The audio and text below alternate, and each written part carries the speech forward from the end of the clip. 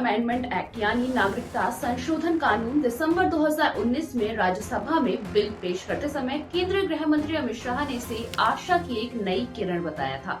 2019 में उन्होंने कहा, नागरिकता संशोधन विधेयक हिंदू, सिख, बौद्ध, जैन, पारसी और ईसाई समुदाय के उन लोगों को आशा की एक नई किरण देगा जो पाकिस्तान, अफगानिस्तान और बांग्लादेश में धर्म के आधार पर उत्पीड़न का सामना करने के बाद भारत आ गए हैं।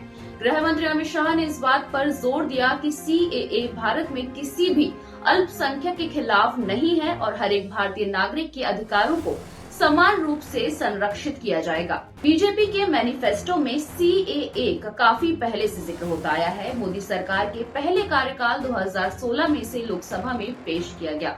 यहां से पास होने के बाद इसे राज्यसभा में भेजा गया, लेकिन ये पास नहीं हुआ। इसके बाद जब 2019 में फिर से मोदी सरकार बनी, तब इसे दोबारा लोकसभा में पास किया गया। 2 दिन बाद 9 दिसंबर 2019 को राज्यसभा में इस पर मोहर लग गई। दोनों सदनों में पास होने के बाद सीएए को 10 जनवरी 2020 को राष्ट्रपति की मंजूरी भी मिल गई, लेकिन इसके लागू होने में काफी देर हो गई, जिसकी वजह रही देश भर में होने वाले विरोध प्रदर्शन। लेकिन अब मोदी सरकार ने सीएए का नोटिफिकेशन जारी कर दिया है और अब देश भर में सीएए लागू हो गया है। तो आइए समझते हैं कि सीएए लागू होने से क्या क्या बदलाव आएंगे और आपको घबराने की जरूरत है या नहीं। तकनीकी तौर पर सीएए से सिटीजनशिप एक्ट ऑफ 1955 में संशोधन किया गया है।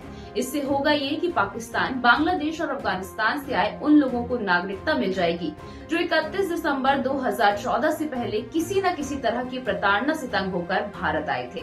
इससे इन मुस्लिम देशों के अल्पसंख्यक समुदायों को फायदा होगा, जिनमें हिंदू, सिख, बौद्ध, जैन, पारसी और ईसाई शामिल हैं। सरकार ने अपने बयान में कहा है कि सीएए के जरिए मिलने वाली नागरिकता वन टाइम बेसिस पर होगी, यानी कि 31 दिसंबर 2014 के बाद गैर कानूनी तरीके से पाकिस्तान, बांग्लादेश और अफगानिस्तान से भारत आए गैर मुस्लिम अल्पसंख्यकों को नागरिकता नहीं दी जाएगी। इस कानून के अमल में आने के बाद भारत के किसी भी नागरिक, चाहे वो किसी भी धर्म का हो, उसकी नागरिकता पर कोई प्रभाव नहीं होगा। भारत के पूर्व विदेश सचिव कवल सिब्बल ने बताया कि सीएए की आवश्यकता इसलिए थी क्योंकि हिंदू, सिख, बौद्ध, जैन और ईसाई अल्पसंख्यक जो दशकों से भारत में आए और देश में बस गए, वे पूर्व संशोधित नागरिकता कानून के तहत भारतीय नागरिकता हासिल नहीं कर सकते थे। इसके चलते वो भारतीय नागरिकता के कई लाभों से वंचित थे। संशोधन के बाद उन्हें अनिश्चित जीवन नहीं जीना पड़ेगा। अब आप सोचेंगे कि सिर्फ गैर मुस्लिम अल्पसंख्यकों को ही नागरिकता क्यों मिल रही है, तो चलिए जानते हैं। भारत में रिलीजियस माइनॉरिटीज के आने के बहुत से रीजंस थे, जैसे कि उत्पीड़न, भेदभाव, शारीरिक असुरक्षा, जबरन धर्म परिवर्तन का खतरा।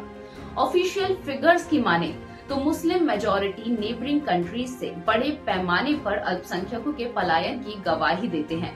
1947 में पाकिस्तान में अल्पसंख्यक ज्यादातर हिंदू और सिख आबादी का लगभग 23% थे। आज वो लगभग 5% है, जिसमें हिंदू लगभग 1.65% रह गए हैं।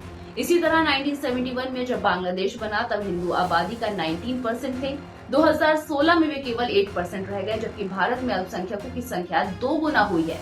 1947 में भारत में मुसलमानों की संख्या 9.2 करोड़ थी और आज उनकी अनुमानित संख्या लगभग 20 करोड़ है। अल्पसंख्यकों की गिरती जनसंख्या के अलावा सभी मुस्लिम बहुल पड़ोसी देशों में सर्वोच्च पदों पर मुसलमानों को तवज्जो मिलती है, जबकि भारतीय संविधान सभी अल्पसंख्यकों के अधिकारों की रक्षा करता है और मुसलमानों के साथ साथ बाकी अल्पसंख्यकों को उनके धार्मिक और शैक्षणिक संस्थानों के प्रबंधन में विशेष अधिकार देता है।